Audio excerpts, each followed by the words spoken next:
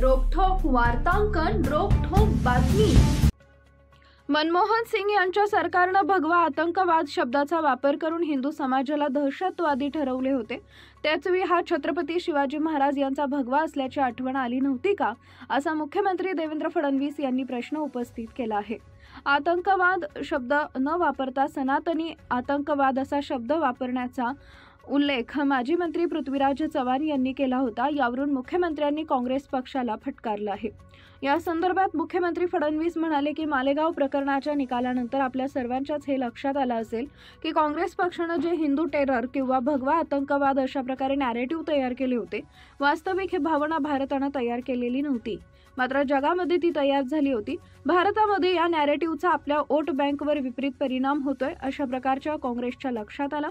वास्तविक सर्व मुसलमानांना कोणतीही आतंकवादी ठरवलेलं नव्हतं, मात्र सर्व हिंदूंना आतंकवादी ठरवण्यासाठी काँग्रेस पक्षाने षडयंत्र रचलं आणि हिंदू आतंकवाद, भगवा आतंकवाद अशा पद्धतीने शब्द तयार करून अनेक लोकांना पकडण्यात आले होते, असा आरोप देवेंद्र फडणवीस यांनी केलाय।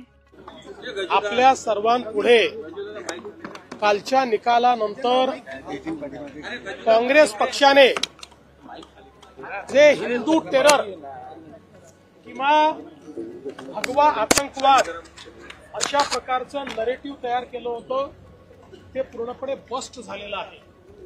आपल्याला कल्पना आहे की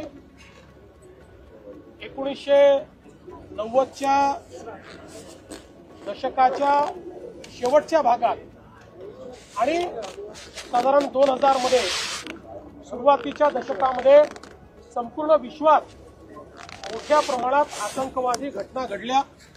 अमेरिकेत देखील घटना घडल्या, युरोपमध्येही घटना घडल्या, भारतात तर घडल्याच घडल्या आणि यातल्या अनेक घटनांचे धागेदोरे पाकिस्तानपर्यंत होते आणि त्यातनं एक इस्लामिक टेररिझम अशा प्रकारचे एक नरेटिव्ह कॉइन झाला। हा काही भारताने कॉइन केला नव्हता, जगामध्ये कॉइन झाला। भारतामध्ये या नरेटिव्हचा आपल्या वोट बँकेवर विपरीत परिणाम होतोय अशा प्रकारे काँग्रेसला लक्षात आलं।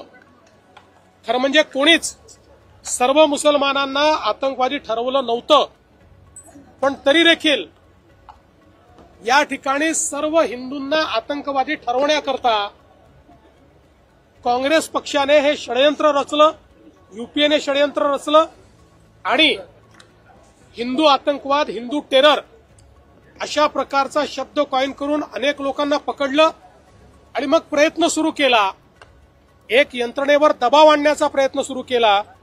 हिंदुत्ववादी संघटना आणि विशेषतः राष्ट्रीय स्वयंसेवक संघ याचे अधिकारी किंवा विचार परिवारातील अन्य संघटनांचे पदाधिकारी हे कसे या सगळ्या भगव्या आतंकवादामध्ये सामील आहेत अशा प्रकारचं षडयंत्र तयार करण्याचा प्रयत्न झाला, पण त्याचे दूर दूरपर्यंत कुठलेही पुरावे त्यांना मिळाले नाहीत।